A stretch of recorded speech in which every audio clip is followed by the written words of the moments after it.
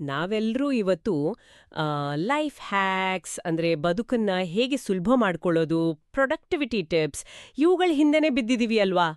ದಿನ ಬೆಳಗಾದ್ರೆ ಬದುಕನ್ನ ಬ್ಯಾಲೆನ್ಸ್ ಮಾಡೋದು ಹೇಗೆ ಅಂತ ಹೇಳ್ಕೊಡೋ ಸಾವಿರಾರು ವಿಶ್ಲೇಷಣೆಗಳು, ಪುಸ್ತಕಗಳು ಬರ್ತಾನೆ ಇರತ್ತೆ. ಹೌದು, ಅದೊಂಥರ ಮುಗಿಯದ ಕಥೆನೇ ಆಗೋಗಿದೆ. ಕರೆಕ್ಟ್. ಆದ್ರೆ ನಮ್ಮ ಈ ಬದುಕಿನ ಅಂದ್ರೆ ನಮ್ಮ ರಿಯಾಲಿಟಿಯ ಅಸಲಿ ಬ್ಲೂ ಪ್ರಿಂಟ್ ಅಥವಾ ನೀಲನಕ್ಷೆಯನ್ನ ಸುಮಾರು 800 ವರ್ಷಗಳ ಹಿಂದೆಯೇ ಅತ್ಯಂತ ಸೈಂಟಿಫಿಕ್ ಆಗಿ ಬರೆದಿಡ್ಲಾಗಿದೆ. ಮತ್ತೆ ಆ ನಕ್ಷೆಯನ್ನ ಓದೋ ವಿಧಾನವನ್ನ ಮಾತ್ರ ನಾವಿವತ್ತು ಮರ್ತಿದ್ದೀವಿ ಅಂತ ಗೊತ್ತಾದ್ರೆ ಖಂಡಿತ ಅದೊಂದು ಆಶ್ಚರ್ಯಕರವಾದ ವಿಷಯನೇ. ನಮ್ಮ ಈ ಆಳವಾದ ವಿಶ್ಲೇಷಣೆಗೆ ಸ್ವಾಗತ. ಇವತ್ತಿನ ನಮ್ಮ ಚರ್ಚೆಯಲ್ಲಿ ನಾವು ಈ ಪ್ರಾಚೀನ ಮೌಲ್ಯಗಳ ಜೊತೆಗೆ ಇಂದಿನ ನಮ್ಮ ಮಾಡರ್ನ್ ಲೈಫನ್ನ ಹೇಗೆ ತಳಕ್ ಹಾಕ್ಬೋದು ಅಂತ ನೋಡ್ಲಿದ್ದೀವಿ. ನಿಜ. ಮತ್ತು ಈ ಚರ್ಚೆಗೆ ನಂಬಳಿ 2 ಪ್ರಮುಖವಾದ ಆದರೆ ವಿಭಿನ್ನವಾದ ಆಕರಗಳಿವೆ. ಮೊದಲನೇದು ಬಂದು ಶಿವಮೊಗ್ಗದ ಶ್ರೀಮತಿ ವಿದ್ಯಾಭಾರತಿ ಮೆಮೋರಿಯಲ್ ಟ್ರಸ್ಟ್ ಅವರು ಪ್ರಕಟ ಮಾಡಿರೋ ಗ್ರಂಥಮಾಲಾ 3 ಅನ್ನೋ ಸರಣಿ. ಓಕೆ. ಹೌದು, ಅದರ ಅಡಿಯಲ್ಲಿ ಬರುವ ಆಧ್ಯಾತ್ಮಜ್ಞಾನ ಸಂಚಿಕೆ ಇದು. ಇದರಲ್ಲಿ ಮುಖ್ಯವಾಗಿ ನಾರದ ಭಕ್ತಿ ಸೂತ್ರಗಳು ಹಾಗೂ ಶ್ರೀ ಮಧ್ವಾಚಾರ್ಯರ ಸಿದ್ಧಾಂತಗಳ ಆಳವಾದ ವಿಶ್ಲೇಷಣೆ ಇದೆ. ಇನ್ನು ಎರಡನೆಯದು ಇದೇ ಟ್ರಸ್ಟ್ನಿಂದ ಸಮಾಜಕ್ಕೆ ಅರ್ಪಣೆ ಆಗ್ತಿರುವ ಸಂಧ್ಯಾವಂದನೆಯ ಅಂತರಂಗ ಅನ್ನೋ ಒಂದು ಬೃಹತ್ ಗ್ರಂಥದ ಬಿಡುಗಡೆಯ ಕುರಿತಾದ ಮಾಹಿತಿ ಪತ್ರ. ಅಂದ್ರೆ ಬರೀ ಥಿಯರಿಗೂ ಮತ್ತೆ ನಾವು ದಿನನಿತ್ಯ ಬದುಕೋ ಪ್ರಾಕ್ಟಿಕಲ್ ಲೈಫ್ಗೂ ಇರೋ ಲಿಂಕ್ ಇದು ಅಂತ ಹೇಳ್ಬೋದು ಅಲ್ವಾ? 100ಕ್ಕೆ 100. ಕೇವಲ ತತ್ವಶಾಸ್ತ್ರದ ಒಂಥರ ಬೋರ್ ಹೊಡಿಸೋ ಲೆಕ್ಚರ್ ಆಗದೆ ಆ ಪ್ರಾಚೀನ ಐಡಿಯಾಗಳು ಇಂದಿನ ಪ್ರಪಂಚದಲ್ಲಿ ಒಂದು ಸಂಸ್ಥೆಯ ಮೂಲಕ ಹೇಗೆ ಪ್ರಾಕ್ಟಿಕಲ್ ಆಗಿ ಕಾರ್ಯಗತ ಆಗ್ತಾ ಇದೆ ಅನ್ನೋದನ್ನ ಡಿಕೋಡ್ ಮಾಡೋದೇ ಇಂದಿನ ನಮ್ಮ ಮಿಷನ್. ಹೌದು. ಹಾಗಾದ್ರೆ ಆ ಬ್ಲೂ ಪ್ರಿಂಟ್ ಅಥವಾ ನೀಲನಕ್ಷೆಯಿಂದಲೇ ಶುರು ಮಾಡೋಣ. ನಮ್ಮ ಮೂಲಗಳ ಪ್ರಕಾರ ಶ್ರೀ ಮಧ್ವಾಚಾರ್ಯರು ಒಟ್ಟು 37 ಸರ್ವಮೂಲ ಗ್ರಂಥಗಳನ್ನ ರಚಿಸಿದ್ದಾರೆ. ಕರೆಕ್ಟ್, 37 ಗ್ರಂಥಗಳು. ಅಂದ್ರೆ ಬ್ರಹ್ಮಸೂತ್ರ ಭಾಷ್ಯ, ಗೀತಾ ಭಾಷ್ಯ, ಹೀಗೆ ಆ ಪಟ್ಟಿ ಬೆಳೆಯುತ್ತಾನೇ ಹೋಗುತ್ತೆ. ಆದ್ರೆ ಪ್ರಾಕ್ಟಿಕಲ್ ಆಗಿ ಯೋಚನೆ ಮಾಡಿದ್ರೆ ಇದೆಲ್ಲ ಓದೋದು ಸಾಮಾನ್ಯ ಜನರಿಗೆ ಅಸಾಧ್ಯದ ಮಾತು ಅಲ್ವಾ? ಯಾರಿಗೂ ಅಷ್ಟು ಸಮಯ ಇಲ್ಲಲ್ಲ. ಖಂಡಿತವಾಗಿಯೂ. ಆ 37 ಗ್ರಂಥಗಳು ಒಂಥರ ಇಡೀ ಬ್ರಹ್ಮಾಂಡದ ಎನ್ಸೈಕ್ಲೋಪೀಡಿಯಾ ಇದ್ದಾಗೆ. ಆದ್ರೆ ಅದರ ಬ್ಯೂಟಿ ಇರೋದೇ ಅದರ ಸಾರಾಂಶದಲ್ಲಿ. ಅಂದ್ರೆ ನೋಡಿ, ಮಧ್ವಾಚಾರ್ಯರು ಆ ಇಡೀ ಬ್ರಹ್ಮಾಂಡದ ತತ್ವಶಾಸ್ತ್ರವನ್ನ 9 ಪ್ರಮುಖ ತತ್ವಗಳಾಗಿ ವಿಂಗಡಿಸಿದ್ರು. ಇದನ್ನೇ ನವಪ್ರಮೇಯ ಅಂತ ಕರೆಯೋದು. ಓಹೋ, ನವಪ್ರಮೇಯ. ಹೌದು. ಆಮೇಲೆ ಬಂದಂತಹ ಶ್ರೀವ್ಯಾಸ ತೀರ್ಥರು ಈ ಇಡೀ 9 ತತ್ವಗಳನ್ನ ಯಾರಿಗಾದ್ರೂ ಸುಲಭವಾಗಿ ನೆನಪಿನಲ್ಲಿ ಉಳಿಯುವ ಹಾಗೆ ಕೇವಲ ಒಂದೇ ಒಂದು ಶ್ಲೋಕದಲ್ಲಿ ತಂದುಕೊಟ್ರು. ಅರೆ ವಾ, ಒಂದೇ ಶ್ಲೋಕದಲ್ಲಿ? ಹೌದು, ಕೇವಲ ಒಂದೇ ಶ್ಲೋಕ. ಆ ಶ್ಲೋಕವನ್ನೇ ನವಪ್ರಮೇಯ ರತ್ನಮಾಲಾ ಅಂತ ಕರೆಯೋದು. ಒಂದ್ ನಿಮಿಷ, ಈ ನವಪ್ರಮೇಯ ಅನ್ನೋದು ಕೇಳೋಕೆ ಸ್ವಲ್ಪ ಟೆಕ್ನಿಕಲ್ ಆಗಿದೆ ಅಂತ ಅನಿಸ್ತಿದೆ. ಇದನ್ನ ಏನ್ ಹೇಳ್ತೀವಿ, ಒಂದು 5 ವರ್ಷದ ಮಗುವಿಗೆ ವಿವರಿಸೋ ರೀತಿಯಲ್ಲಿ ಹೇಳೋದಾದ್ರೆ ಈ 9 ತತ್ವಗಳು ನಮ್ಗೇನನ್ನಿಡುತ್ತೆ? ಬಹಳ ಸರಳವಾಗಿ ಹೇಳಬೇಕು ಅಂದ್ರೆ ಇದು ನಮ್ಮ ಅಸ್ತಿತ್ವದ ಬೇಸಿಕ್ ಫ್ಯಾಕ್ಟ್ಗಳನ್ನ ಬಿಡಿಸಿಡುತ್ತೆ. ಉದಾಹರಣೆಗೆ, ಹರಿಹಿ ಪರತರಹ ಅಂದ್ರೆ ಭಗವಂತನೇ ಎಲ್ಲಕ್ಕಿಂತ ಮಿಗಿಲಾದ ಶಕ್ತಿ ಅಂತ. ಓಕೆ. ಆಮೇಲೆ ಸತ್ಯಂ ಜಗತ್ ಅಂದ್ರೆ ಈ ಜಗತ್ತು ಒಂದು ಇಲ್ಯೂಷನ್ ಅಥವಾ ಬರೀ ಭ್ರಮೆ ಅಲ್ಲ, ಇದು ಸತ್ಯ. ಹಾಗೇನೆ ಜೀವಾತ್ಮ ಮತ್ತು ಆ ಪರಮಶಕ್ತಿಯ ನಡುವೆ ಒಂದು ಸ್ಪಷ್ಟವಾದ ಭೇದ ಇದೆ. ಹೀಗೆ ನಮ್ಮ ಸುತ್ತಲಿನ ಪ್ರಪಂಚವನ್ನು ನಾವು ಹೇಗೆ ನೋಡಬೇಕು ಅನ್ನೋದಕ್ಕೆ ಇದೊಂದು ಫಿಲ್ಟರ್ ಅನ್ನ ಕೊಡುತ್ತೆ. ಅರ್ಥ ಆಯ್ತು. ಆದ್ರೆ ನೋಡಿ, ಈ ತತ್ವಗಳನ್ನ ಕೇವಲ ತಲೆಯಲ್ಲಿಟ್ಕೊಂಡ್ರೆ ಸಾಲ್ದು ತಾನೆ. ಅದನ್ನ ಜೀವನದಲ್ಲಿ ಅಳವಡಿಸ್ಕೊಳ್ಳೋಕೆ ಸನಾತನ ಧರ್ಮ ಒಂದು ಪ್ರಾಕ್ಟಿಕಲ್ ಫ್ರೇಮ್ವರ್ಕ್ ಕೊಟ್ಟಿದೆ. ಅದೇ ನಾವು ಕೇಳಿರೋ 4 ಗುರಿಗಳು ಮತ್ತು 4 ಆಶ್ರಮಗಳು. ಅಂದ್ರೆ ಧರ್ಮ, ಅರ್ಥ, ಕಾಮ, ಮೋಕ್ಷ ಮತ್ತು ಬ್ರಹ್ಮಚರ್ಯ, ಗೃಹಸ್ಥ, ವಾನಪ್ರಸ್ಥ, ಆಮೇಲೆ ಸನ್ಯಾಸ. ನಿಖರವಾಗಿ. ಇದನ್ನ ನಾನು ಓದ್ತಾ ಇದ್ದಾಗ ನನಗನ್ಸಿದ್ದೇನ್ ಗೊತ್ತಾ, ನಮ್ಮ ಬದುಕು ಒಂದು ವಿಡಿಯೋ ಗೇಮ್ನ ಲೆವೆಲ್ಗಳಿದ್ದ ಹಾಗೆ ಇದೆ ಅಂತ. ವಿಡಿಯೋ ಗೇಮ್ ಲೆವೆಲ್ಗಳು ಆಸಕ್ತಿದಾಯಕವಾಗಿದೆ. ಇದನ್ನ ಸ್ವಲ್ಪ ಬಿಡಿಸಿ ಹೇಳ್ತೀರಾ? ನೋಡಿ, ಪ್ರತಿಯೊಂದು ಆಶ್ರಮವೂ ಮುಂದಿನ ಹಂತಕ್ಕೆ ಹೋಗೋಕೆ ಬೇಕಾದ ಪೂರ್ವಸಿದ್ಧತೆ ಇದ್ದ ಹಾಗೆ. ಬ್ರಹ್ಮಚರ್ಯ ಅನ್ನೋದು ಗೇಮ್ನ ಟ್ಯುಟೋರಿಯಲ್ ಇದ್ದಂತೆ. ಓಹೋ. ಹೌದು. ಇಲ್ಲಿ ನೀವು ಗೇಮ್ನ ರೂಲ್ಸ್ ಕಲಿತೀರಾ, ಸ್ಕಿಲ್ಸ್ ಬೆಳೆಸ್ಕೊಳ್ತೀರಾ. ಇದು ಇಂದಿನ ನಮ್ಮ ಎಜುಕೇಷನ್ ಸಿಸ್ಟಮ್ಗೆ ಸಮ ಅಂತ ಹೇಳಬಹುದು. ಆಮೇಲೆ ಬರೋದು ಗೃಹಸ್ಥ ಆಶ್ರಮ, ಅಂದ್ರೆ ಇದು ಲೆವೆಲ್ 1. ಇಲ್ಲಿ ನೀವು ನಾಣ್ಯಗಳನ್ನ ಕಲೆ ಹಾಕಬೇಕು, ಅಂದ್ರೆ ಸಂಪತ್ತು ಅಥವಾ ಅರ್ಥ, ಮತ್ತೆ ರಿವಾರ್ಡ್ಗಳನ್ನ ಪಡೆಯಬೇಕು, ಅಂದ್ರೆ ಆಸೆಗಳನ್ನ ಪೂರೈಸ್ಕೊಳ್ಳೋದು ಅಥವಾ ಕಾಮ. ಇಂದಿನ ಆ ಹಸಲ್ ಕಲ್ಚರ್, ಕೆರಿಯರ್ ಹಿಂದೆ ಓಡೋದು, ಇವೆಲ್ಲವೂ ಇಲ್ಲೇ ಬರೋದು. ಆದ್ರೆ ಟ್ವಿಸ್ಟ್ ಏನಂದ್ರೆ ನೀವು ಕೇವಲ ಸಂಪತ್ತು ಮತ್ತೆ ಆಸೆಗಳ ಹಿಂದೆ ಮಾತ್ರ ಓಡ್ತಾ ಇದ್ರೆ ಗೇಮ್ನಲ್ಲಿ ನಿಮ್ಮ ಕ್ಯಾರೆಕ್ಟರ್ನ ಹೆಲ್ತ್ ಮುಗಿದು ಹೋಗಿ ಗೇಮ್ ಓವರ್ ಆಗತ್ತೆ. ಪರ್ಫೆಕ್ಟ್. ಎಕ್ಸಾಕ್ಟ್ಲಿ. ನೀವು ಗೇಮ್ನಲ್ಲಿ ಉಳಿಬೇಕು ಅಂದ್ರೆ ಆ ಸಂಪತ್ತು ಮತ್ತೆ ಆಸೆಯನ್ನ ಧರ್ಮಾನುಬುನಾದಿಯ ಮೇಲೆ ರೂಲ್ಸ್ ಪ್ರಕಾರ ಆಡಬೇಕು. ಆಗ ಮಾತ್ರ ನೀವು ಮುಂದಿನ ಲೆವೆಲ್ ಅಂದ್ರೆ ಆ ವಾನಪ್ರಸ್ಥಕ್ಕೆ ಹೋಗಿ ಕೊನೆಯಲ್ಲಿ ಅಂತಿಮ ಗುರಿಯಾದ ಮೋಕ್ಷವನ್ನ ತಲುಪೋಕೆ ಸಾಧ್ಯ. ಹೌದು. ಈ ಫ್ರೇಮ್ವರ್ಕ್ ಎಷ್ಟು ಸೈಂಟಿಫಿಕ್ ಆಗಿದೆ ಅಂದ್ರೆ ನಮ್ಮ ಮೆದುಳು ಹೇಗೆ ಆಸೆಗಳ ಕಡೆಗೆ ಆಕರ್ಷಿತ ಆಗುತ್ತೆ ಅನ್ನೋದನ್ನ ಇದು ಮೊದಲೇ ಅಂದಾಜಿಸಿದೆ. ಹೇಗೆ ಅಂದ್ರೆ ನಮ್ಮ ಮೂಲಗಳಲ್ಲಿ ಇಹಸುಖ ಅಂದ್ರೆ ಕಣ್ಣಿಗೆ ಕಾಣೋ ಈ ಪ್ರಾಪಂಚಿಕ ಸುಖ ಮತ್ತು ಪರಸುಖ ಅಂದ್ರೆ ಶಾಶ್ವತವಾದ ಪಾರಮಾರ್ಥಿಕ ಸುಖ, ಇವುಗಳ ನಡುವಿನ ವ್ಯತ್ಯಾಸವನ್ನ ಬಹಳ ಸ್ಪಷ್ಟವಾಗಿ ಹೇಳಲಾಗಿದೆ. ಇದೇ ಪಾಯಿಂಟ್ನಲ್ಲಿ ಮೂಲಗಳಲ್ಲಿ ಆ ಪ್ರಕೃತಿಯ 3 ಗುಣಗಳ ಬಗ್ಗೆ ಪ್ರಸ್ತಾಪ ಇದೆಯಲ್ಲ, ಸತ್ವ, ರಜಸ್ಸು, ತಮಸ್ಸು ಅಂತ. ಹೌದು. ಈ ಪದಗಳನ್ನ ನಾವು ಆಗಾಗ ಕೇಳ್ತಾನೆ ಇರ್ತೀವಿ.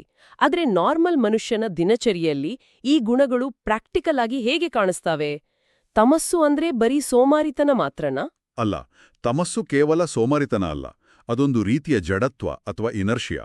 ಮಾಡರ್ನ್ ಲೈಫ್ನ ಉದಾಹರಣೆ ತಗೊಂಡ್ರೆ, ರಾತ್ರಿ 2 ಗಂಟೆವರೆಗೆ ಯಾವುದೇ ಉದ್ದೇಶ ಇಲ್ಲದೆ ಸೋಷಿಯಲ್ ಮೀಡಿಯಾದಲ್ಲಿ ರೀಲ್ಸ್ ಸ್ಕ್ರೋಲ್ ಮಾಡ್ತಾ ಕೂರ್ತೀವಲ್ವಾ? ಹೌದು, ಎಲ್ಲರೂ ಮಾಡೋದೇ ಅದು. ನಮ್ಮ ಟೈಮ್ ವೇಸ್ಟ್ ಆಗ್ತಿದೆ ಅಂತ ನಮಗೆ ಗೊತ್ತಿದ್ರೂ ಅದನ್ನ ನಿಲ್ಸೋಕೆ ನಮ್ಮಿಂದ ಆಗಲ್ಲ. ಆ ಕತ್ತಲೆಯ ಪ್ರಜ್ಞಾಹೀನ ಸ್ಥಿತಿ ಇದೆಯಲ್ಲ, ಅದೇ ತಮಸ್ಸು. ಅರೇ ಹೌದಲ್ವಾ? ಇನ್ನು ರಜಸ್ಸು ಅಂದ್ರೆ? ರಜಸ್ಸು ಅಂದ್ರೆ ಅತಿಯಾದ ಆತಂಕ ಮತ್ತೆ ಚಂಚಲತೆ. ನಾನು ಸದಾ ಬ್ಯುಸಿ ಇರಬೇಕು, ರಾತ್ರಿ 2 ಗಂಟೆಗೂ ಆಫೀಸ್ ಇಮೇಲ್ಗೆ ರಿಪ್ಲೈ ಮಾಡಬೇಕು ಅನ್ನೋ ಹುಚ್ಚು ಓಟ ಇದೆಯಲ್ಲ, ಆ ರೆಸ್ಟ್ಲೆಸ್ನೆಸ್ ಇದೆಯಲ್ಲ, ಅದು ರಜೋಗುಣ. ಓಹೋ, ಹಾಗಾದ್ರೆ ಸತ್ವಗುಣ ಅಂದ್ರೇನು? ಸತ್ವಗುಣ ಅಂದ್ರೆ ಕ್ಲಾರಿಟಿ, ಒಂದ್ ರೀತಿಯ ತಿಳಿಯಾದ, ಶಾಂತವಾದ ಫೋಕಸ್ ಅಂತ ಹೇಳ್ಬೋದು. ಯಾವುದೇ ಆತಂಕ ಇಲ್ಲದೆ ನಮ್ಮ ಕೆಲಸವನ್ನ ನಾವು ಪ್ರಜ್ಞಾಪೂರ್ವಕವಾಗಿ ಮಾಡೋ ಸ್ಥಿತಿಯದು. ಆಧ್ಯಾತ್ಮಜ್ಞಾನ ಅನ್ನೋದು ಕೇವಲ ಪುಸ್ತಕಗಳನ್ನು ಓದೋ ಪ್ರಕ್ರಿಯೆಯಲ್ಲ, ಬದಲಾಗಿ ನಮ್ಮ ಮೆದುಳನ್ನ ಈ ತಮಸ್ಸು ಮತ್ತೆ ರಜಸ್ಸಿನ ಗೊಂದಲಗಳಿಂದ ಹೊರತಂದು ಸತ್ವಗುಣದ ಕಡೆಗೆ ಶಿಫ್ಟ್ ಮಾಡೋ ಒಂದು ಸೈಕಲಾಜಿಕಲ್ ಟೂಲ್ ಅದು. ಹಾಗಾದ್ರೆ ಆ ತಮಸ್ಸು ಮತ್ತೆ ರಜಸ್ಸಿನ ಗೊಂದಲದಿಂದ ಹೊರಬಂದು ಸತ್ವದ ಕಡೆಗೆ ಶಿಫ್ಟ್ ಆಗೋದು ಹೇಗೆ? ಬರೀ ಮಟೀರಿಯಲಿಸ್ಟಿಕ್ ಆಸೆಗಳಿಂದ ಸ್ಪಿರಿಚುವಲ್ ಕಡೆಗೆ ಹುಚ್ಚು ಹಿಡಿಯದಂತೆ ನಮ್ಮನ್ನ ನಾವು ಹೇಗೆ ಟ್ಯೂನ್ ಮಾಡ್ಕೊಳ್ಳೋದು? ಅದಕ್ಕೆ ನನಗನ್ಸೋದು ಇಲ್ಲೇ ಭಕ್ತಿಯ ಕಾನ್ಸೆಪ್ಟ್ ಒಂದು ಮಾನಸಿಕ ಸೇತುವೆಯಾಗಿ ಕೆಲಸ ಮಾಡುತ್ತೆ ಅನ್ಸುತ್ತೆ. ನಮ್ಮ ಮೂಲಗಳಲ್ಲಿ ನಾರದ ಭಕ್ತಿ ಸೂತ್ರಗಳ, ಅದರಲ್ಲೂ ವಿಶೇಷವಾಗಿ ಸೂತ್ರ 15 ಮತ್ತು 16ರ ಬಗ್ಗೆ ಆಳವಾದ ವಿಶ್ಲೇಷಣೆ ಇದೆಯಲ್ಲ? ಹೌದು, ಖಂಡಿತ ಇದೆ. ಸೂತ್ರ 15ರ ಪ್ರಕಾರ ಭಕ್ತಿ ಅಂದ್ರೆ ದೇವರ ಬಗೆಗಿನ ಅಪ್ಪಟ ಪ್ರೇಮ. ಬೇರೆ ಬೇರೆ ಋಷಿಮುನಿಗಳು ತಮಗೆ ಅನ್ಸಿದ ಹಾಗೆ ಭಕ್ತಿಯನ್ನ ಡಿಫೈನ್ ಮಾಡಿದ್ದಾರೆ. ಇದು ಒಂದೇ ಹೂವಿನ ಬೇರೆ ಬೇರೆ ದಳಗಳನ್ನ ನೋಡಿ ಆನಂದಿಸಿದ ಹಾಗೆ ಅಂತ ಹೇಳಿದ್ದಾರೆ. ಕರೆಕ್ಟ್. ಭಕ್ತಿ ಅನ್ನೋದು ಒಂದು ಪರ್ಸನಲ್ ಎಕ್ಸ್ಪೀರಿಯನ್ಸ್ ಅಲ್ವಾ? ಪರಾಶರರು ಒಂದ್ ರೀತಿ ಹೇಳಿದ್ರೆ ಗರ್ಗಮುನಿಗಳು ಇನ್ನೊಂದ್ ರೀತಿ ಹೇಳ್ತಾರೆ. ನಾರದರ ಪ್ರಕಾರ ನಮ್ಮ ಎಲ್ಲಾ ಕರ್ಮಗಳನ್ನ ದೇವರಿಗೆ ಅರ್ಪಿಸಿ ಆತನ ಸ್ಮರಣೆಯಲ್ಲೇ ಪರಮಶಾಂತಿಯನ್ನ ಕಂಡುಕೊಳ್ಳೋದೇ ಭಕ್ತಿ. ಆದ್ರೆ ಸೂತ್ರ 16ರಲ್ಲಿ ಒಂದು ಟ್ವಿಸ್ಟ್ ಇದೆ. ಇಲ್ಲಿ ಶ್ರೀ ವೇದವ್ಯಾಸರ ಮತಾಭಿಪ್ರಾಯವನ್ನ ಉಲ್ಲೇಖ ಮಾಡಲಾಗಿದೆ. ವ್ಯಾಸರ ಪ್ರಕಾರ ಭಕ್ತಿ ಅಂದ್ರೆ ಕೇವಲ ಒಳಗೆ ಕೂತು ಪ್ರೀತಿಸೋದಲ್ಲ, ಮತ್ತೆ ಯಜ್ಞ, ಪೂಜೆ, ಕಥಾಶ್ರವಣದಂತಹ ಬಾಹ್ಯ ಕರ್ಮಗಳಲ್ಲಿ ಅಂದ್ರೆ ಆ ರಿಚುವಲ್ಸ್ಗಳಲ್ಲಿ ನಮ್ಮನ್ನ ನಾವು ತೊಡಗಿಸ್ಕೊಳ್ಳೋದು ಅಂತ. ಇಲ್ಲೇ ನೋಡಿ, ನಂಗೊಂದು ದೊಡ್ಡ ಗೊಂದಲ ಶುರು ಆಗೋದು. ಸೂತ್ರ 15ರ ಪ್ರಕಾರ ಭಕ್ತಿ ಅಂದ್ರೆ ಪ್ಯೂರ್ ಲವ್ ಅಂತೀರಿ. ಆದ್ರೆ ಸೂತ್ರ 16 ನೋಡಿದ್ರೆ ದಿನಾ ಪೂಜೆ ಮಾಡ್ಬೇಕು, ಕರ್ಮಗಳನ್ನ ಮಾಡ್ಬೇಕು ಅಂತ ಒಂದು ಚೆಕ್ ಲಿಸ್ಟ್ ಕೊಟ್ಟ ಹಾಗೆ ಕಾಣುತ್ತೆ. ನಮ್ಗೆ ದೇವರ ಮೇಲೆ ನಿಜವಾದ ಪ್ರೀತಿ ಇದ್ರೆ ಪ್ರತಿದಿನ ಬೆಳಿಗ್ಗೆ ಎದ್ದು ಘಂಟೆ ಬಾರಿಸೋದು, ದೀಪ ಹಚ್ಚೋದು, ಮಂತ್ರ ಹೇಳೋದು ಇವೆಲ್ಲ ಯಾಕೆ ಬೇಕು? ಪ್ರೀತಿ ಅನ್ನೋದು ಮನಸ್ಸಿನ ಒಳಗಿನ ವಿಷಯ ತಾನೆ. ಇದೆಲ್ಲ ಸ್ವಲ್ಪ ಮೆಕ್ಯಾನಿಕಲ್ ಅಂದ್ರೆ ಯಾಂತ್ರಿಕ ಅಂತ ಅನಿಸಲ್ವಾ? ನೀವು ಕೇಳ್ತಾ ಇರೋದು ಇಂದಿನ ಯುವಜನತೆ ಕೇಳೋ ಅತೀ ಸಾಮಾನ್ಯವಾದ ಮತ್ತು ಪ್ರಮುಖವಾದ ಪ್ರಶ್ನೆ. ಮೇಲ್ನೋಟಕ್ಕೆ ಇದು ವಿರೋಧಾಭಾಸದ ಹಾಗೆ ಕಂಡ್ರೂ ಇದರ ಹಿಂದಿರೋ ಹ್ಯೂಮನ್ ಸೈಕಾಲಜಿಯನ್ನ ನಾವು ಅರ್ಥ ಮಾಡ್ಕೋಬೇಕು. ಓಕೆ. ನಮ್ಮ ಮನಸ್ಸು ಸದಾಕಾಲ ಏಕಾಗ್ರತೆಯಿಂದ ಒಂದೇ ಕಡೆ ಇರೋಕೆ ಸಾಧ್ಯನೇ ಇಲ್ಲ. ನಾವಾಗಲೇ ಮಾತನಾಡಿದ ಆ ರಜಸ್ಸು ಮತ್ತೆ ತಮಸ್ಸುಗಳಿದೆಯಲ್ಲ, ಹೌದು, ಅವು ನಮ್ಮ ಮನಸ್ಸನ್ನ, ಜ್ಞಾನೇಂದ್ರಿಯಗಳನ್ನ ಸದಾ ಬೇರೆ ಬೇರೆ ಕಡೆ ಇಳಿತಾನೇ ಇರುತ್ತೆ. ಹಾಗಾಗಿ ಕೇವಲ ಆಂತರಿಕ ಪ್ರೇಮವನ್ನ ಫೋಕಸ್ ಮಾಡೋದು ಅಷ್ಟು ಸುಲಭವಲ್ಲ. ಅಂದ್ರೆ ಮನಸ್ಸನ್ನ ಕಂಟ್ರೋಲ್ ಮಾಡೋಕೆ ಈ ಬಾಹ್ಯ ಕ್ರಿಯೆಗಳು ಸಹಾಯ ಮಾಡುತ್ತೆ ಅಂತನಾ? ನಿಖರವಾಗಿ. ಇಲ್ಲಿ ಪೂಜೆ ಅಂದ್ರೆ ಕೇವಲ ಯಾಂತ್ರಿಕವಾದ ಆಚರಣೆ ಅಲ್ಲ, ಅವು ನಮ್ಮ ಇಂದ್ರಿಯಗಳನ್ನ ಆಂಕರ್ ಮಾಡೋ ಸಾಧನಗಳು. ಓಹೋ. ಕಣ್ಣಿಗೆ ಆ ಸುಂದರವಾದ ದೀಪದ ಬೆಳಕು, ಕಿವಿಗೆ ಮಂತ್ರಗಳ ಶಬ್ದ ಅಥವಾ ಘಂಟೆಯ ನಾದ, ಮೂಗಿಗೆ ಗಂಧಲ ಪರಿಮಳ, ಮತ್ತೆ ಕೈಗಳಿಗೆ ಪೂಜೆಯ ಕೆಲಸ, ಇವೆಲ್ಲವೂ ನಮ್ಮ ಚಂಚಲವಾದ 5 ಇಂದ್ರಿಯಗಳನ್ನ ಒಂದೇ ಬಿಂದುವಿನಲ್ಲಿ ಕೇಂದ್ರೀಕರಿಸೋ ಸೆನ್ಸರಿ ಆಂಕರ್ಸ್. ವಾವ್, ಇದು ನಿಜಕ್ಕೂ ಅದ್ಭುತವಾದ ಎಕ್ಸ್ಪ್ಲನೇಷನ್. ಹೌದು, ನಮ್ಮ ಮನಸ್ಸನ್ನ ಲೌಕಿಕತೆಯಿಂದ ಕಸಿದು ಆಧ್ಯಾತ್ಮದತ್ತ ಎಳೆದು ತರೋ ಸ್ವಿಚ್ಗಳಿವು. ಒಮ್ಮೆ ಆ ಆಂತರಿಕ ಪ್ರೇಮ ಜಾಗೃತ ಆದ್ಮೇಲೆ ಈ ಸ್ವಿಚ್ಗಳ ಮೂಲಕ ಅದು ನಿರಂತರವಾಗಿ ಹರಿಯೋಕ್ ಶುರುವಾಗತ್ತೆ. ರಿಚುವಲ್ಸ್ ಅನ್ನೋದು ಕೇವಲ ಕಟ್ಟುಪಾಡುಗಳಲ್ಲ, ಬದಲಿಗೆ ನಮ್ಮದೇ ಮೆದುಳನ್ನ ಹ್ಯಾಕ್ ಮಾಡೋ ಟೂಲ್ಸ್ ಅಂದ್ಹಾಗಾಯ್ತು. ಇದಕ್ಕಾಗಿ ಅನ್ಸುತ್ತೆ ಶ್ರೀಮದ್ ಭಾಗವತದಲ್ಲಿ ಆ 9 ಬಗೆಯ ಭಕ್ತಿಗಳನ್ನ, ಅಂದ್ರೆ ನವವಿಧ ಭಕ್ತಿಗಳನ್ನ ಉಲ್ಲೇಖ ಮಾಡಿರೋದು. ಶ್ರವಣ, ಕೀರ್ತನ, ಸ್ಮರಣ, ಹೀಗೆ ಇವೆಲ್ಲವೂ ಬೇರೆ ಬೇರೆ ರೀತಿಯ ಸೈಕಲಾಜಿಕಲ್ ಟೂಲ್ಸ್ಗಳೇ ತಾನೇ? ಹೌದು, ಖಂಡಿತ. ಪ್ರತಿಯೊಬ್ಬ ಮನುಷ್ಯನ ನೇಚರೇ ಬೇರೆ ಬೇರೆ ಇರುತ್ತೆ ಅಲ್ವಾ? ಕೆಲವರಿಗೆ ಶ್ರವಣ ಅಂದ್ರೆ ಆ ಕಥೆಗಳನ್ನ, ತತ್ವಗಳನ್ನ ಕೇಳೋದ್ರಿಂದ ಫೋಕಸ್ ಸಿಗುತ್ತೆ. ಇದು ನಾವು ಇವತ್ತು ಪಾಡ್ಕಾಸ್ಟ್ಗಳನ್ನ ಕೇಳಿ ಜ್ಞಾನ ಹೀರಿಕೊಳ್ತೀವಲ್ಲ, ಆ ಥರದ ಪ್ಯಾಸಿವ್ ಅಬ್ಸಾರ್ಪ್ಷನ್. ಪರೀಕ್ಷಿತ್ ರಾಜನು ಇದೇ ಮಾರ್ಗವನ್ನ ಅನುಸರಿಸಿದ್ದು. ಓಕೆ. ಇನ್ನು ಕೆಲವರಿಗೆ ಸ್ಮರಣೆ ಅಂದ್ರೆ ದೈನಂದಿನ ಕೆಲಸಗಳನ್ನ ಮಾಡ್ತಾನೆ ಮನಸ್ಸಿನ ಮೂಲೆಯಲ್ಲಿ ನಿರಂತರವಾಗಿ ದೇವರನ್ನ ನೆನೆಯೋ ಮೈಂಡ್ಫುಲ್ನೆಸ್ ಟೆಕ್ನಿಕ್ ಇದು. ಪ್ರಹ್ಲಾದನ ಮಾರ್ಗ ಇದು.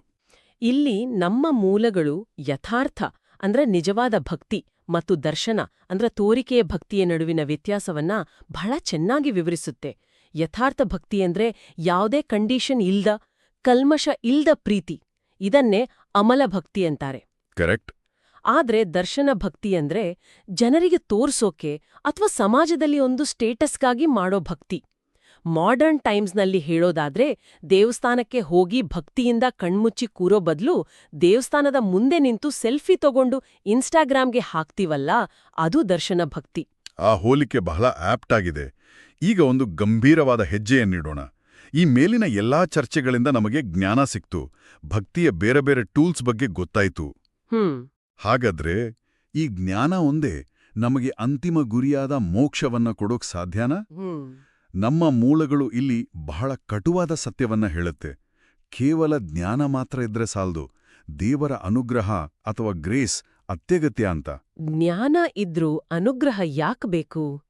ಇದನ್ನ ನಾವು ಈ ಹಿಂದೆ ಪ್ರಸ್ತಾಪ ಮಾಡಿದ ಆ ಮುಚ್ಚಳದ ಉದಾಹರಣೆ ಮೂಲಕ ನೋಡಬಹುದು. ನೋಡಿ, ನಮ್ಮ ಆತ್ಮ ಅನ್ನೋದು ಒಂದು ಅದ್ಭುತವಾದ ಪ್ರಕಾಶಮಾನವಾದ ಬೆಳಕಿದ್ದಾಗೆ. ಹೌದು.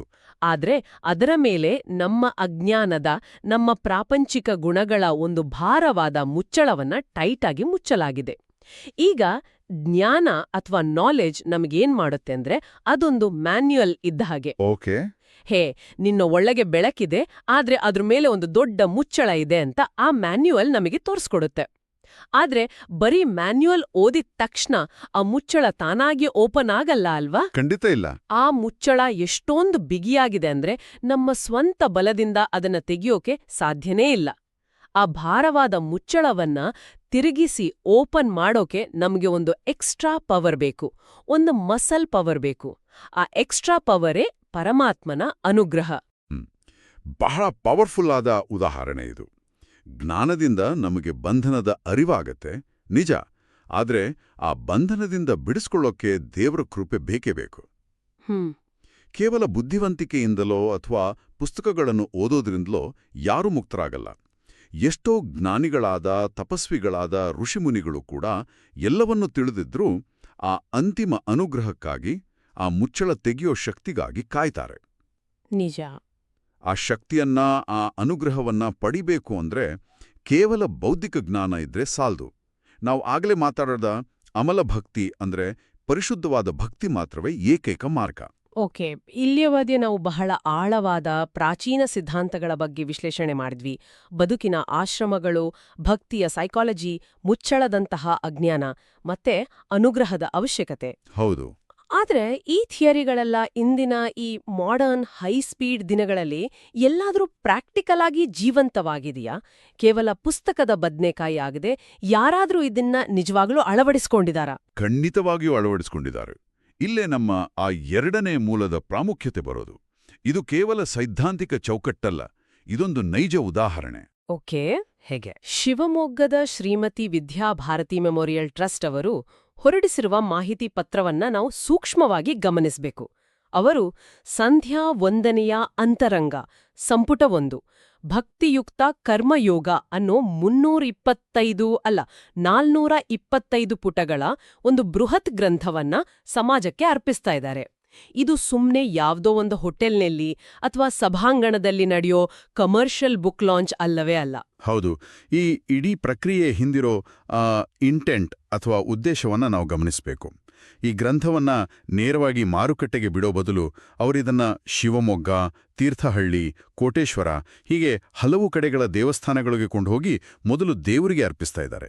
ಕರೆಕ್ಟ್. ನಂತರ ಗುರುಗಳಿಗೆ ಸಮರ್ಪಣೆ ಮಾಡಿ ಆಮೇಲೆ ಮಾತ್ರ ಭಕ್ತರಿಗೆ ಭಗವತ್ ಪ್ರಸಾದದ ರೂಪದಲ್ಲಿ ವಿತರಿಸ್ತಾ ಇದ್ದಾರೆ.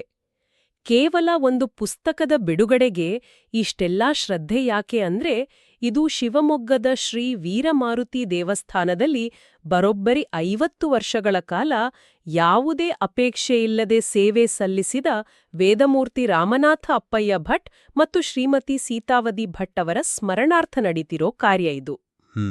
ನಾವು ಈ ಮೊದಲು ವಿಶ್ಲೇಷಣೆ ಮಾಡಿದ ಆ ಭಕ್ತಿಯುಕ್ತ ಕರ್ಮಯೋಗಕ್ಕೆ ಇದೊಂದು ಪ್ರಾಕ್ಟಿಕಲ್ ಎಕ್ಸಾಂಪಲ್ ಅಲ್ವಾ?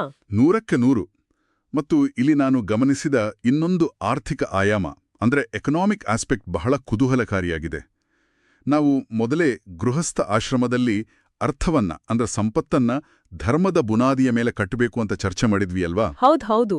ಇಂದಿನ ಜಗತ್ತಿನಲ್ಲಿ ಯಾವುದೇ ವಸ್ತುವನ್ನ ಪ್ರಿಂಟ್ ಮಾಡಿ ಮಾರುವಾಗ ಲಾಭ ಮಾಡ್ಕೊಳ್ಳೋದು, ಪ್ರಾಫಿಟ್ ಮ್ಯಾಕ್ಸಿಮೈಸೇಷನ್ ಮಾಡೋದು ಎಲ್ಲರ ಮೊದಲ ಗುರಿಯಾಗಿರುತ್ತೆ. ಆದರೆ ಈ ಟ್ರಸ್ಟ್ನವರು ಮಾಡ್ತಿರೋದು ಮಾಡರ್ನ್ ಕ್ಯಾಪಿಟಲಿಸಂನ ಸಂಪೂರ್ಣ ರಿಜೆಕ್ಷನ್. ನಿಜ. ಆ ಮಾಹಿತಿ ಪತ್ರದಲ್ಲಿ ಸ್ಪಷ್ಟವಾಗಿ ಉಲ್ಲೇಖ ಮಾಡಿದ್ದಾರೆ, ಈ ಬೃಹತ್ ಗ್ರಂಥದ ನಿಗದಿತ ದರ 500 ರೂಪಾಯಿ. ಆದ್ರೆ ಮುನ್ಗಡವಾಗಿ ಕಾಯ್ದಿರಿಸುವ ಮೊದಲ 250 ಜನರಿಗೆ ಇದನ್ನ ಕೇವಲ 100 ರೂಪಾಯಿ ರಿಯಾಯಿತಿ ದರದಲ್ಲಿ ನೀಡಲಾಗ್ತಿದೆ. ಅಂದ್ರೆ ಮುದ್ರಣದ ಖರ್ಚಿಗಿಂತಲೂ ಕಡಿಮೆ ಬೆಲೆಗೆ. ಅರೆ ವಾ! ಮತ್ತು ಹೀಗೆ ಸಂಗ್ರಹವಾದ ಆ ಅಲ್ಪ ಹಣವನ್ನ ಕೂಡ ಕೇವಲ ಮುಂದಿನ ಸಂಪುಟದ ಮುದ್ರಣಕ್ಕೆ ಮಾತ್ರ ಬಳಸೋ ಉದ್ದೇಶವನ್ನ ಆ ಟ್ರಸ್ಟ್ ಹೊಂದಿದೆ. ಹೌದು, ಇಲ್ಲಿ ಹಣ ಮಾಡಬೇಕು ಅನ್ನೋ ಯಾವುದೇ ಕಮರ್ಷಿಯಲ್ ಉದ್ದೇಶ ಇಲ್ಲವೇ ಇಲ್ಲ. ಅರ್ಥವನ್ನ ಸಂಪಾದಿಸಬೇಕು, ಆದರೆ ಅದು ಧರ್ಮದ ಹಾದಿಯಲ್ಲಿರಬೇಕು ಅನ್ನೋ ಪ್ರಾಚೀನ ಮೌಲ್ಯವನ್ನ ಇಂದಿನ ಸಮಾಜದಲ್ಲಿ ಅಳವಡಿಸಿಕೊಂಡಿರೋ ಅದ್ಭುತ ಮಾದರಿ ಇದು. ನಾವು ಮಾತನಾಡಿದ ಆ ಯಥಾರ್ಥ ಭಕ್ತಿ ಅಥವಾ ದೇವರಿಗೆ ಮಾಡೋ ನಿಜವಾದ ಸೇವೆ ಅಂದ್ರೆ ಇದೆ. ಎಲ್ಲಿಯ 13ನೇ ಶತಮಾನದ ಮಧ್ವಾಚಾರ್ಯರ ಸಿದ್ಧಾಂತ, ಎಲ್ಲಿಯ ನಾರದ ಭಕ್ತಿ ಸೂತ್ರ, ಮತ್ತೆ ಅದನ್ನ ಇಂದಿನ ಕಾಲದಲ್ಲಿ ಒಂದು ಟ್ರಸ್ಟ್ ಅಕ್ಷರಶಃ ಪಾಲಿಸ್ತಾ ಇರೋ ಈ ರೀತಿ, ಇದು ನಮ್ಮ ಇಂದಿನ ಈ ಆಳವಾದ ವಿಶ್ಲೇಷಣೆಯ ಒಂದು ಅತ್ಯದ್ಭುತವಾದ ಕನೆಕ್ಷನ್ ಅಂತ ಹೇಳ್ಬೋದು. ಖಂಡಿತ. ಮಧ್ವಾಚಾರ್ಯರ ಆ ಬ್ರಹ್ಮಾಂಡದ ನೀಲನಕ್ಷೆಯಿಂದ ಶುರು ಮಾಡಿ ನಾರದರ ಭಕ್ತಿಯ ಸೈಕಾಲಜಿಯ ಮೂಲಕ ಹಾದು ಆ ಪ್ರಾಚೀನ ಮೌಲ್ಯಗಳು ಇವತ್ತಿಗೂ ಹೇಗೆ ಪ್ರಸ್ತುತವಾಗಿದೆ ಅನ್ನೋದನ್ನ ನಾವು ನೋಡಿದ್ವಿ. ಆಧ್ಯಾತ್ಮ ಅಂದ್ರೆ ಕಾಡಿಗೆ ಹೋಗಿ ಪ್ರಪಂಚವನ್ನ ಬಿಟ್ಟು ಕಣ್ಮುಚ್ಚಿ ಕೂರೋದಲ್ಲ. ದೈನಂದಿನ ಕರ್ಮಗಳಲ್ಲಿ, ನಮ್ಮ ದಿನನಿತ್ಯದ ಆಫೀಸ್ ಕೆಲ್ಸಗಳಲ್ಲಿ, ನಮ್ಮ ಜವಾಬ್ದಾರಿಗಳಲ್ಲಿ ಭಕ್ತಿಯನ್ನ ಬೆರೆಸೋದು. ಅದೇ ನಿಜವಾದ ಕರ್ಮಯೋಗ. ಸರಿಯಾಗಿ ಹೇಳಿದ್ರಿ. ನಮ್ಮ ಕೆಲಸದ ಹಿಂದಿನ ಉದ್ದೇಶ ಬದಲಾದಾಗ ಆ ಕೆಲಸವೇ ಒಂದು ಪೂಜೆ ಆಗುತ್ತೆ. ಆ ಉದ್ದೇಶವೇ ನಮ್ಮ ಇಂದ್ರಿಯಗಳನ್ನ ತಮಸ್ಸು ಮತ್ತೆ ರಜಸ್ಸಿನಿಂದ ಸತ್ವದ ಕಡೆಗೆ ಕೊಂಡೊಯ್ಯುವ ಆಂಕರ್. ಈ ಮಾತಿನೊಂದಿಗೆ ನಾವು ನಮ್ಮ ಇಂದಿನ ವಿಶ್ಲೇಷಣೆಯ ಕೊನೆಯ ಹಂತಕ್ಕೆ ಬಂದಿದ್ದೀವಿ. ಈ ಚರ್ಚೆಯನ್ನ ಮುಗಿಸುವ ಮುನ್ನ ಕೇಳುಗರಿಗೆ ತಮ್ಮಷ್ಟಿಗೆ ತಾವೇ ಆಲೋಚಿಸಲು ಒಂದು ಅಂತಿಮ ಪ್ರಚೋದನಾತ್ಮಕ ಚಿಂತನೆಯನ್ನ ಬಿಟ್ಟು ಹೋಗೋ ಸಮಯ ಇದು. ಖಂಡಿತ. ನಾವು ಈ ಚರ್ಚೆಯ ಮಧ್ಯದಲ್ಲಿ ಆ ಮುಚ್ಚಳದ ಉದಾಹರಣೆಯನ್ನ ಕೊಟ್ವಿ. ನಮ್ಮ ಆತ್ಮದ ಬೆಳಕನ್ನ ಮುಚ್ಚಿರುವ, ಕೇವಲ ದೇವರ ಅನುಗ್ರಹದಿಂದ ಮಾತ್ರ ತೆಗೆಯಬಹುದಾದ ಆ ಭಾರವಾದ ಅಜ್ಞಾನದ ಮುಚ್ಚಳ. ಇಂದಿನ ನಮ್ಮ ಈ ಹೈಸ್ಪೀಡ್ ಬದುಕಿನಲ್ಲಿ ನಾವು ಯಾವಾಗ್ಲೂ ಸ್ಮಾರ್ಟ್ಫೋನ್ಗಳ ಜೊತೆ, ಇಮೇಲ್ಗಳ ಜೊತೆ, ಯಾರಿಗೋ ಏನನ್ನೋ ಪ್ರೂವ್ ಮಾಡೋ ಸಲುವಾಗಿ ಸದಾ ಬ್ಯುಸಿಯಾಗಿರ್ಬೇಕು, ಏನಾದ್ರೂ ಒಂದು ಮಾಡ್ತಾನೇ ಇರ್ಬೇಕು ಅನ್ನೋ ಗೀಳಿಗೆ ಅಂಟ್ಕೊಂಡಿದ್ದೀವಿ. ಖಾಲಿ ಕೂತ್ರೆ ನಮ್ಗೆ ಅಪರಾಧಿ ಮನೋಭಾವ ಕಾಡುತ್ತಲ್ವಾ? ಹೌದು. ಯೋಚಿಸಿ ನೋಡಿ, ಈ ಸದಾ ಬ್ಯುಸಿ ಆಗಿರೋ ಆತಂಕದಿಂದ ಕೂಡಿರೋ ಗೀಳೆ ನಮ್ಮ ಆತ್ಮದ ಬೆಳಕನ್ನ ಮುಚ್ಚಿರೋ ಇಂದಿನ ಕಾಲದ ಆ ಅತಿದೊಡ್ಡ ಮುಚ್ಚಳ ಆಗಿರ್ಬೋದೇ? ಒಂದು ವೇಳೆ ಆ ಹುಚ್ಚು ಓಟವೇ ನಮ್ಮ ಮುಚ್ಚಳ ಆಗಿದ್ರೆ? ವಾವ್, ಅದ್ಭುತವಾದ ಪ್ರಶ್ನೆ. ಇಂದಿನ ಕಾಲದ ನಿಜವಾದ ಭಕ್ತಿ ಅಂದ್ರೆ ಹೊಸದಾಗಿ ಏನನ್ನೋ ಮಾಡೋದಲ್ಲ, ದಿನಚರ್ಯೆಗೆ ಹೊಸ ಕೆಲಸಗಳನ್ನ ಸೇರಿಸ್ಕೊಳ್ಳೋದಲ್ಲ, ಬದಲಾಗಿ ನಾವು ಮಾಡುತ್ತಿರೋ ದಿನನಿತ್ಯದ ಕೆಲಸಗಳ ಹಿಂದಿನ ಉದ್ದೇಶವನ್ನ ಮಾತ್ರ ಬದಲಾಯಿಸ್ಕೊಳ್ಳೋದು. ಆ ಅಜ್ಞಾನದ ಮುಚ್ಚಳವನ್ನ ಬದಿಗಿಟ್ಟು ದೈನಂದಿನ ಚಿಕ್ಕ ಚಿಕ್ಕ ಕರ್ಮಗಳಲ್ಲಿ ಕೃತಜ್ಞತೆಯನ್ನ ತುಂಬೋದು ಮಾತ್ರ ಆಗಿರಬಹುದೇ? ಖಂಡಿತ ಆಗಿರ್ಬೋದು. ನಮ್ಮಿಂದ ಆಗ್ಬೇಕಿದೆ. ಆ ಇಟ್ಟಿಗೆಯನ್ನ ಇಡೋ ಹಿಂದಿನ ಉದ್ದೇಶವೇ ಭಕ್ತಿ. ಆಲೋಚಿಸ್ತಾ ಇರಿ. ಮುಂದಿನ ವಿಶ್ಲೇಷಣೆಯಲ್ಲಿ ಭೇಟಿಯಾಗೋಣ.